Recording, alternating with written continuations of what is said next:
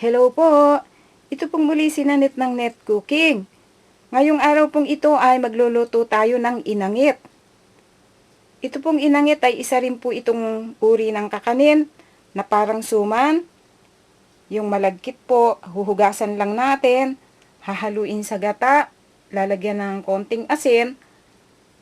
Ang kaibahan nga lang po nung suman, isa-isa po nating ibinabalot sa dahon ng saging. Itong inangit, after na mahalo natin sa gata, tapos yung kawali ay sasapin na natin ng dahon ng saging at doon hihintayin nating mainin yung ating inangit. Ito po ang mga kailangan natin sa pagluluto po natin ng inangit. So, kailangan po natin dito ng 1 can of coconut milk.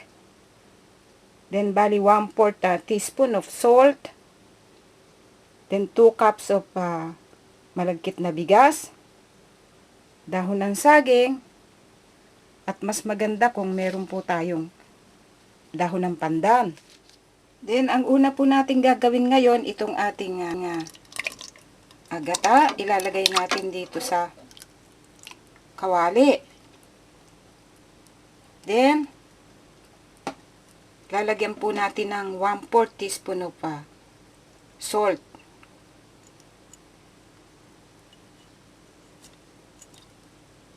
Then, hihintayin po natin kumulo itong ating gata. Then, ngayon pong kumukulo na itong ating gata, ilagay natin itong dahon ng pandan. So, hintayin natin siya makuha yung flavor, yung aroma ng dahon ng pandan. Then, pagkatapos, ilalagay po natin yung ating malagkit na bigas.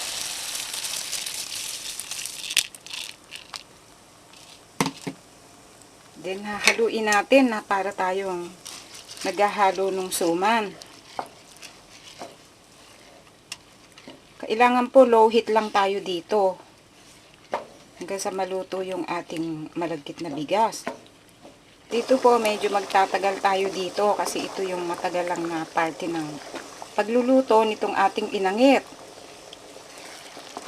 Ngayon, pagka ganito po na medyo parang lumalapot na o naluluto-luto na itong ating malagkit na bigas, alisin na natin itong dahon ng pandan. Then, ito na po yung ating inangit after na mahalo natin for bali 10 minutes. Kaya lang, hindi naman niya kailangang maging lutong-luto kasi papaininin natin ito mamaya doon sa dahon ng saging. So, konting halo pa. Then, heto na po yung ating inangit after na mahalo ko siya for about 20 minutes.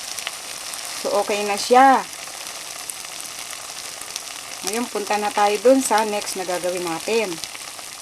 Then, ngayon po ang next na gagawin natin, kasi meron ako dito yung maliit na parang talyasi siya. Dala ko ito mula sa Pinas.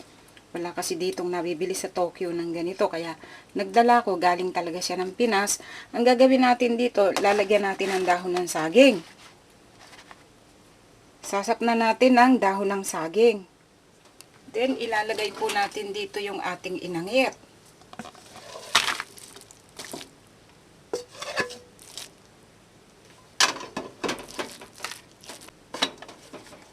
Then, ikalat natin ganyan. Ayusin natin. Then, lalagyan po uli natin ng dahon ng saging sa ibabaw. Papatungan natin siya ng dahon ng saging. Then, lalagyan po natin ng takip ng isang medyo malaki-laking cover. At yan po, hihintayin nating mainin yung ating malagkit. Okay, babalikan po natin ito mamaya pagka maluluto na siya kasi babaligtarin natin ito mamaya. Then ngayon po after 10 minutes, i-check natin itong malagkit, itong ating inangit. Nagsapin kasi ko. Kailangan lang low heat tayo dito kasi pinapainin natin yung bigas. Nagsapin ako kasi mainit eh. Then babaligtarin natin. Then tingnan natin. So okay na itong kabila. So nainin na siya. Napainin na natin siya. Gagawin natin. Tatakpan po uli natin para yung kabila naman ang mainin. Okay. Hintayin po natin ito.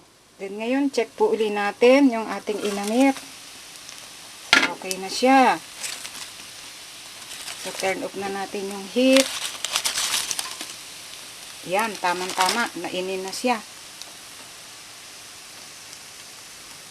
Turn off na natin yung heat at ang gagawin natin dito ay ilalagay natin sa isang bilao o kahit na anong tray.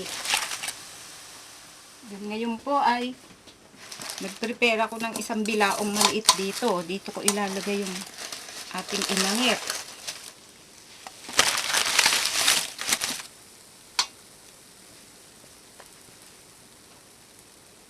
Tanggalin natin. So,